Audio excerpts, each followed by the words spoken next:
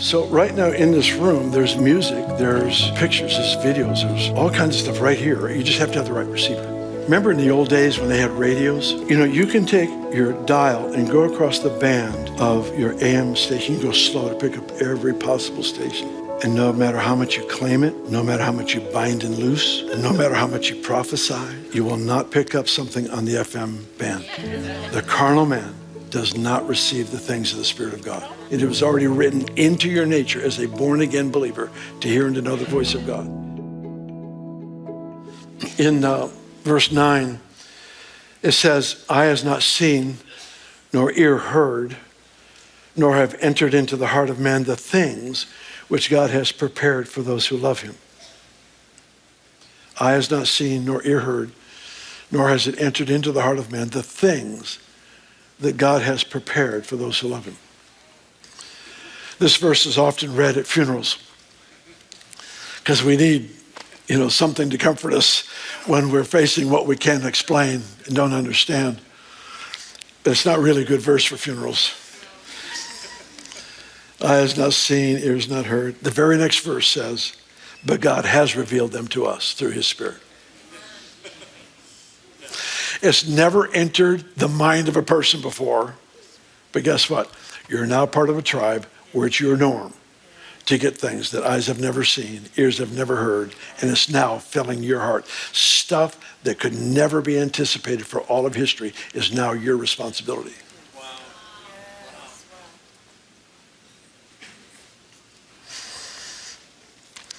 He goes on to say, we have received not the spirit of the world, verse 12. We haven't received the spirit of the world.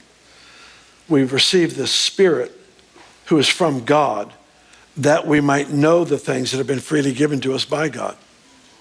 We haven't received the spirit of the world. We've received the Spirit of God. Why? That we might know what no eye has ever seen, what no ear has ever heard, what no heart has ever delighted in or embraced or enjoyed. The Spirit of God was given to you, to me, because we're to know these things. And he teaches in this chapter that the Holy Spirit searches the deep things of God. The Holy Spirit is the greatest search engine to ever exist. And he searches the biggest hard drive to ever exist. That's the mind of God. And he searches through all this stuff called the mind of God to find the gems, the treasures, the pieces of information, of insight, of imagination, all these things. He searches to give to you to make you more complete as a person, to be a part of a tribe that experiences what no eye has seen, no ear has heard. In other words, the Holy Spirit actually has as the responsibility to find that which makes you more complete in expressing a complete and full gospel of power.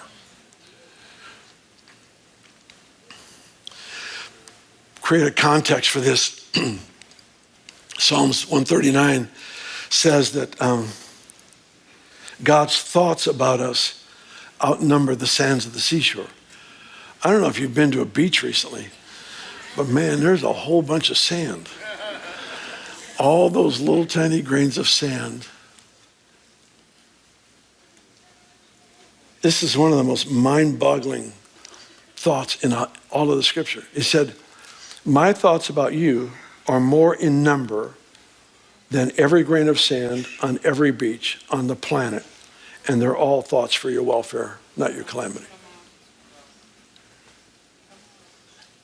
So when the Holy Spirit does a search, he's looking for one of those that will make your day. Yeah. But in verse 14, he says, the natural man does not receive the things of the Spirit of God.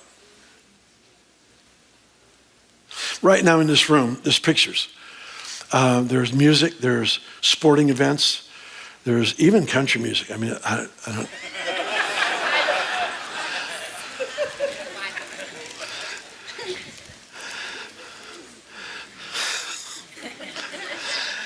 Eric, when he was a teenager, said, Dad, I like country music. I said, son, you won't when your ears are healed.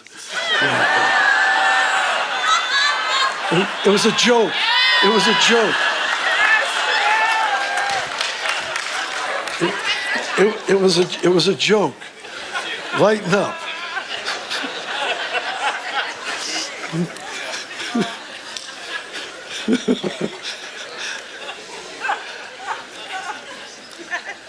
Leah told me, Dad, I'm going to do a country album.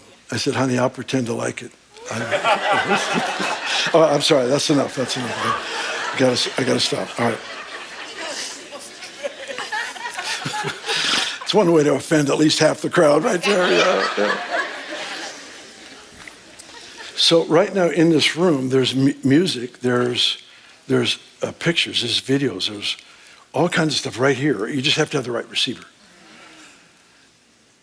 You put a TV receiver in here and you can watch a movie, you can watch a sporting event, but it's actually right here. It's actually right here. The music, it's right here. You just have to have the right receiver. And remember in the old days when they had radios? Some of you younger people don't know what I'm talking about. It's a strange little box that sound came to. I don't know. I don't get it. But there was AM and there was FM. And, you can take your dial and go across the band of your AM station. You can go slow to pick up every possible station. You can go from one end to the other.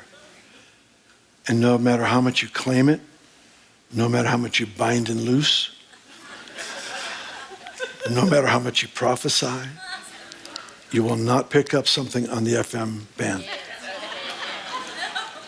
The carnal man does not receive the things of the Spirit of God.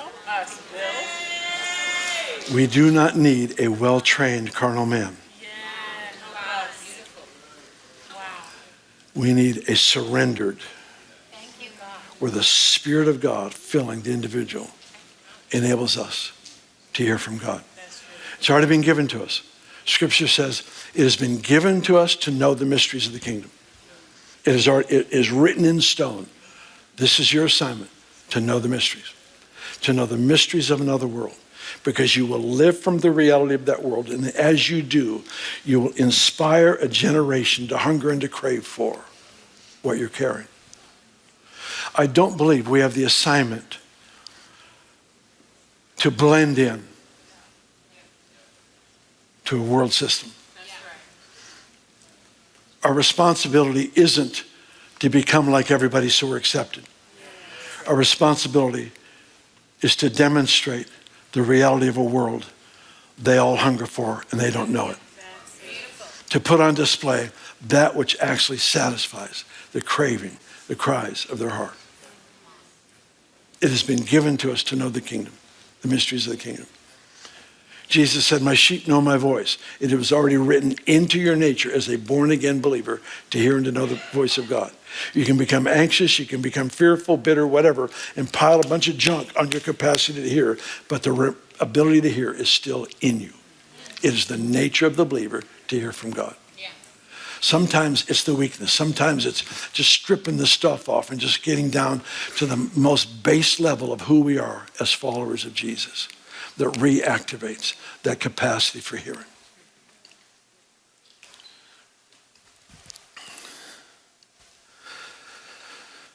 It says the natural man does not receive the things of the Spirit of God. They are foolishness to him, nor can he know them. Yeah, I'm so glad that you watched this video. I do pray that it's a great, great strength and encouragement to you. And I've got a verse that really is my cry for all of us. And it's Psalms 20, it's verse 4. May he grant you your heart's desire and fulfill all your plans. That's my prayer. That's my prayer, is that this would be the season of rich, rich fulfillment. Thanks for joining us.